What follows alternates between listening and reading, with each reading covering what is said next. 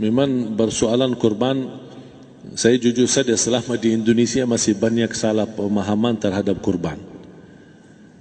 Dan saya pernah berkata, memang Islam kita di Indonesia Islam keturunan.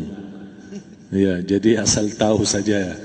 Ya, tapi dari segi belajaran, mohon maaf ya, kita terlalu jauh terhadap pemahaman. Yang saya maksud, kita melaksanakan sesuatu tapi kita sudah belajar, sudah tahu, bukan hanya asal saya dengar, saya lihat, saya bukan sebatas itu, tapi kita punya dasarnya. Dan ini kelemahan kita, di antaranya kurban. Saya pernah mendengar, bukan malah sering mendengar soal kurban dihitungkan beroran. Jadi keluarga suami istri sama 5 anak berarti jumlah 7, wajib sapi. Kalau kurang daripada itu, atau misal suami istri tidak mampu, boleh ini tahun kurban kambing atas nama suami, tahun depan atas nama istrinya. Ini hal keliru sebenarnya. Yang dihitungkan soal kurban beda sama akikah dan beda sama zakat fitrah. Zakat fitrah sama akikah terhitung beroran.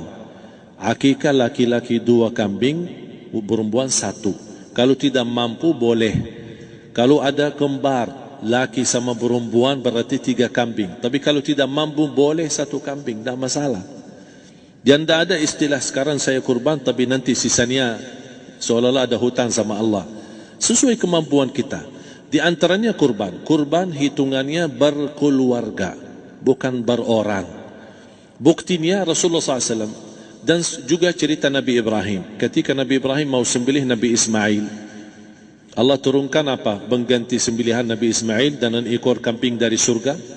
Berapa ekor kambing? 1. Padahal Nabi Ibrahim punya istri 2 dan anak. Ada istri Siti Hajar dan Sarah.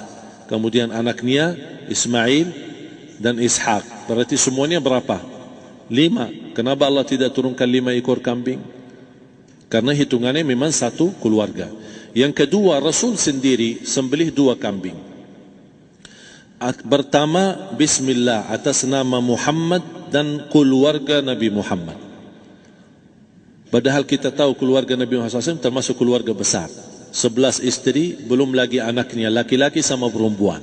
Ada yang hidup maupun sudah mati. Sudah termasuk semua. Yang hidup maupun mati.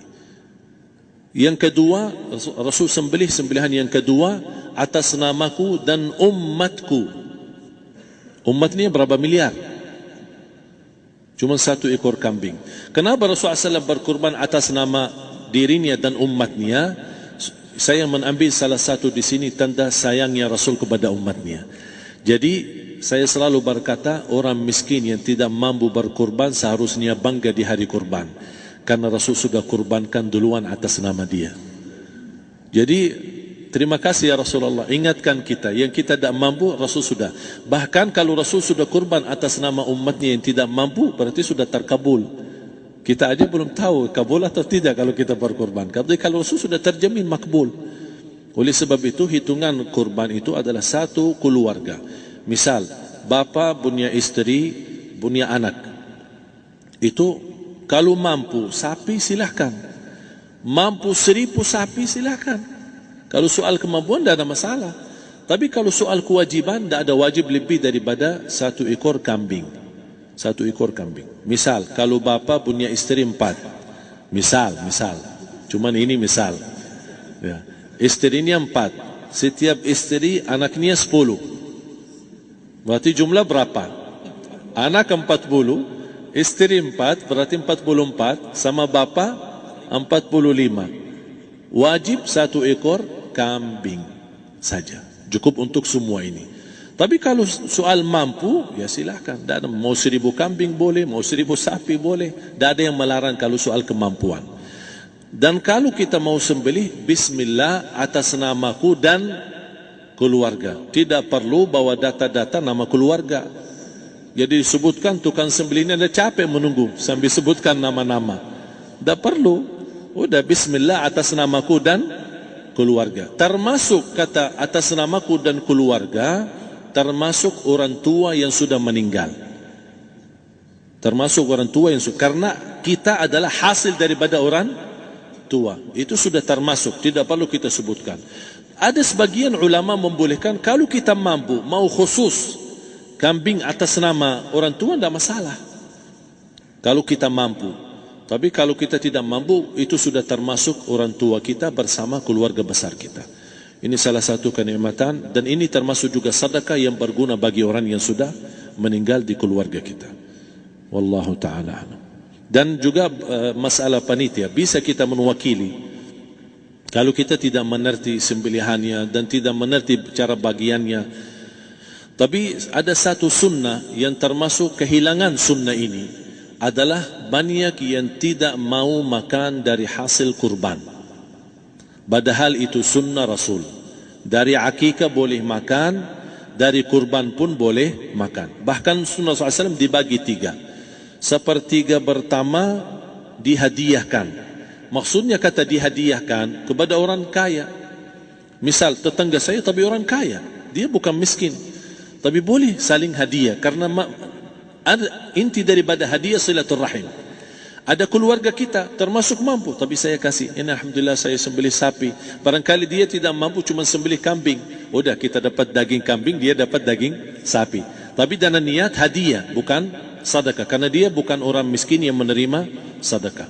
Yang sepertiga yang kedua adalah sedekah. Sedekah itu termasuk orang miskin. Yang ketiga, kita makan sendiri. Bahkan Rasulullah SAW selepas Idul Adha, beda sama Idul Fitri. Sebelum Idul Fitri dia makan kurma, meyakinkan batalan puasa. Tapi kalau Idul Adha tidak makan dan minum sebelum salat, kenapa? Bukan berarti tidak boleh. Tapi Rasulullah SAW ingin pertama pembukaannya, buka sarapannya atau makan di pagi harinya selepas Idul Adha adalah dari hasil sembelihan kambing itu atau dari kurban. Jadi kita sebagian sedikit. Tapi kalau kita merasa alhamdulillah rezeki saya banyak di rumah, alhamdulillah banyak ada makanan, mau sedekahin semuanya, semua mau sedekahin, tidak masalah. Tapi yang saya maksud, kenapa tidak kita sekali-kali hidupkan sunnah Rasul? Jadi sebagian, walaupun ada sebagian sedikit lah, buat istilahnya sama sedikit porsi nasi atau apa, karena kita berhak sebagai kita kurbankan lillahi ta'ala, kita berhak menikmati kurban ini yang lillahi ta'ala supaya kita mendapatkan keberkahannya, bukan hanya orang lain. Terus yang kedua ada masalah pembayaran. Kalau kita wakili panitia, boleh kita pesan sama panitia, tolong sedikit dari kurban saya minta buat saya makan. Itu tidak masalah, kita boleh minta. Dan boleh kita wakili, tapi kita tolong ingatkan, tidak boleh pembayaran hasil sembelihan itu dari kulitnya. Ini menjadi salah satu persoalan di Indonesia. Banyak tukang sembelih datang, ketika kita tawarkan untuk sembelih ini, berapa pak? Oh tidak apa-apa, kasih aja kulitnya sama kepalanya. Jangan anda setuju, jangan anda terima. Oh maaf, saya tidak bisa. Bapak berapa ongkos sembelihannya? Kita harus sepakat dulu. Tidak, saya ikhlas, tidak apa-apa, seikhlasnya. Tapi yang penting kepalanya sama kulitnya. Itu aja yang saya minta, yang lain tidak apa-apa. Tidak boleh. Tidak boleh. Kenapa? Karena ini kurban. Kata kurban berarti lillahi ta'ala, bukan untuk jual beli. Kalau kita sudah bayar dari bagian kurban, berarti bukan lillahi ta'ala. Harus kita jaga amalan itu. Tapi bagaimana cara jalan keluarnya? Kita harus sepakat, ijab kabul. Sepakat dulu, Pak, saya udah begini, saya kasih untuk sembelihan 50.000. Bapak setuju? Ya udah setuju. Selesai kan? Sudah sembelih, sudah potong, sudah semua.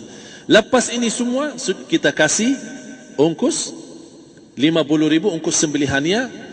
Habis itu, Pak, kulitnya sama kepala hadiah buat Bapak. Itu tidak apa-apa, tidak masalah. Tapi bukan untuk bayar sembelihan. Faham maksud saya? Harus dibedakan supaya jangan sampai amalan kita kurban habis biaya, habis ini malah tidak diterima karena sudah kita bayar sebagian daripada kurban. Saya silahkan bayar apa yang kita sepakati, mau hadiahkan kepada dia karena kita tidak bisa guna.